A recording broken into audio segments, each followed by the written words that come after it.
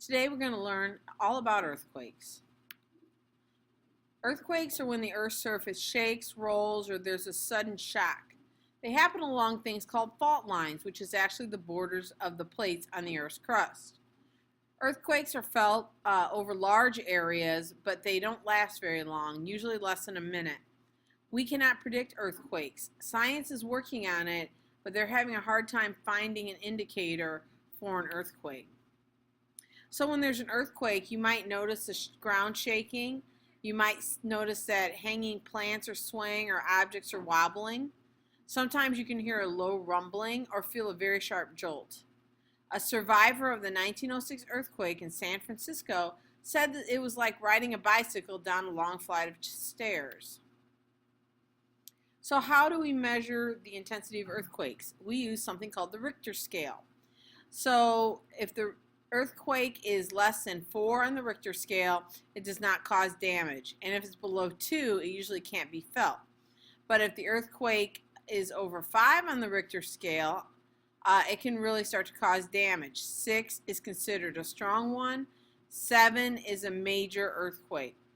There is a terrible earthquake that hit Southern California in 1994, which will be in our Ring of Fire video, and that magnitude was 6.7. So earthquakes generally happen where two tectonic plates are coming together. And depending on how the plates are moving can determine what type of earthquake you're going to have.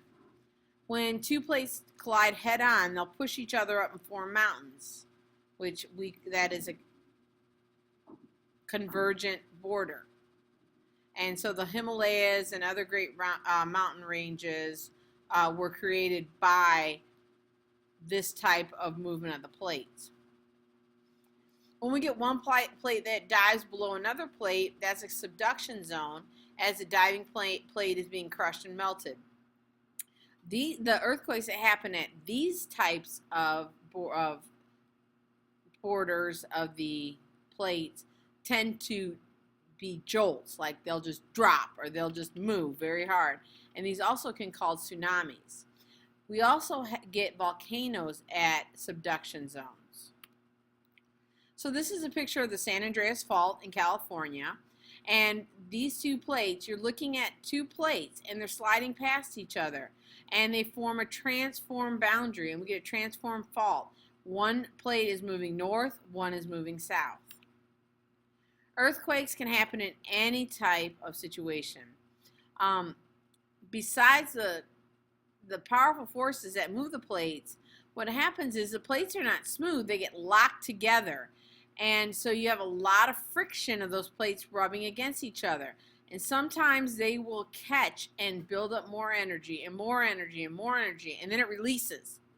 And the ground can shift a few feet or even over 30 feet.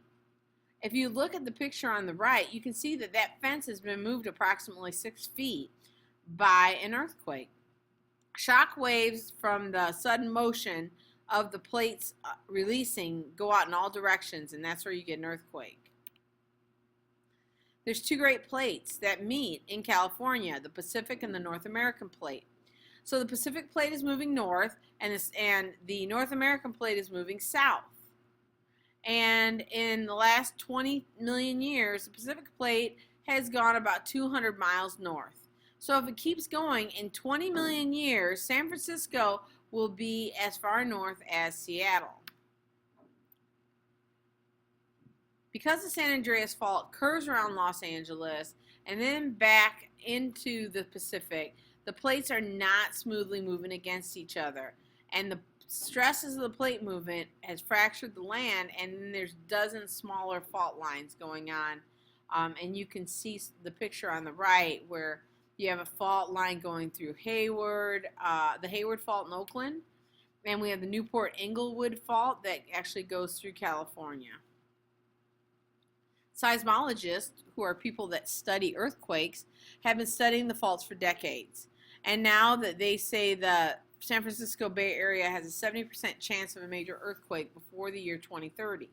And they watch how the faults move and how they're starting to know the energy is building up because those faults aren't moving as fast as they should be, and what's going to happen is that's going to break loose and there's going to be an earthquake. So once an earthquake happens, it'll be a long time before a terrible earthquake happens in that area again. Think about the great earthquake in San Francisco in 1906. So that's been over 107 years ago, and that particular area hasn't had a major earthquake since then. So between the year 2000 and the year 2030, there's a 70% chance odd that we're going to have a large earthquake in that area. Earthquakes don't only happen along plate borders, but they can occur within the plates. Less than 10% of those happen. But the New Madrid earthquakes, which happened in southern Illinois, and that happened in 1811 through 1812, was a major, major earthquake. It was so severe that it made church bells ring in Washington, D.C. Fortunately, there were not a lot of people living in this area when that earthquake occurred, but if that happened today, St. Louis and Memphis would have massive amounts of damage, and if it were strong enough, we could also have damage here up this far north in Illinois. In 1886, Charleston, South Carolina had an earthquake as well.